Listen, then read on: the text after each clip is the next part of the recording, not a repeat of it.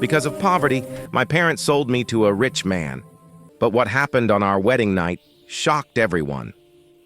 In 1966, in the quiet rural town of Harmony Creek, Tennessee, lived Matilda Hayes, a 20-year-old who had never disobeyed her father.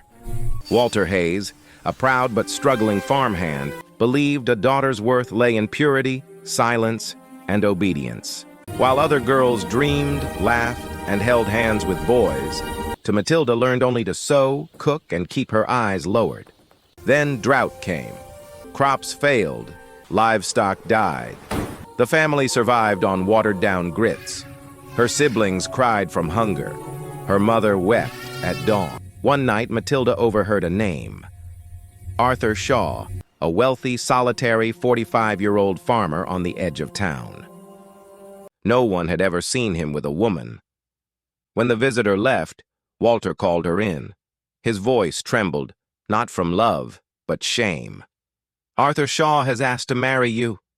"I don't even know him," she whispered. "He'll provide for you, for all of us."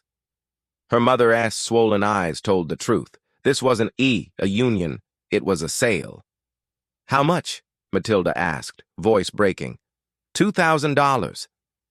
Walter's silence was answer enough. 9 days later, dressed in a gown Arthur had paid for, Matilda walked down the aisle like a woman heading to her own burial. Her first kiss was staged by strangers. That night, trembling in a stranger's house, she waited for the worst.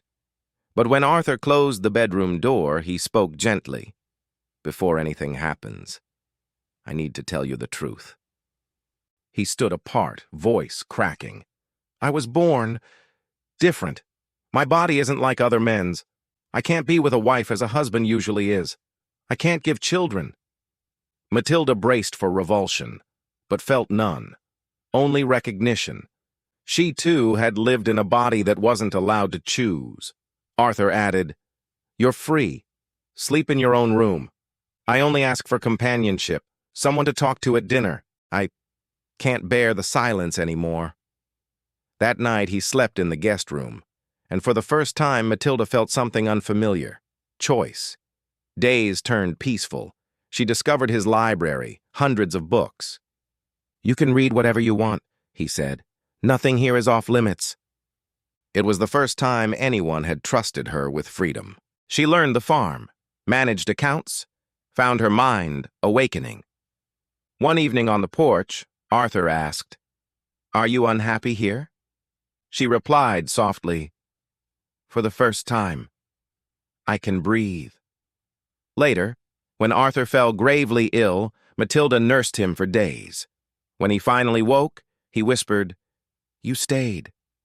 "I am your wife," she said. No passion, no grand romance, just trust, built in quiet moments.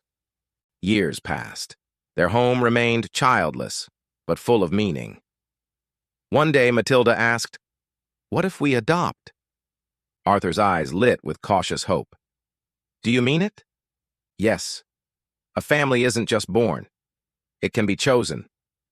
They went to a Nashville orphanage.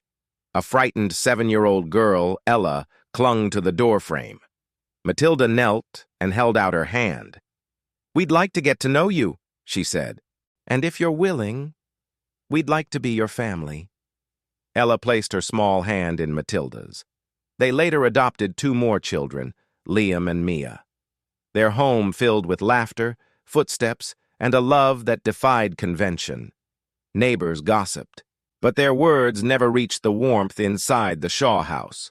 Matilda had been sold once, but in the end, she chose everything: a partner, a home, a family, on her own terms. "Love comes in many forms," she'd tell her children. "Ours just looked different, and that's what made it ours." If this story moved you, share it. Someone out there needs to hear that love doesn't have to look like everyone else acts to be real.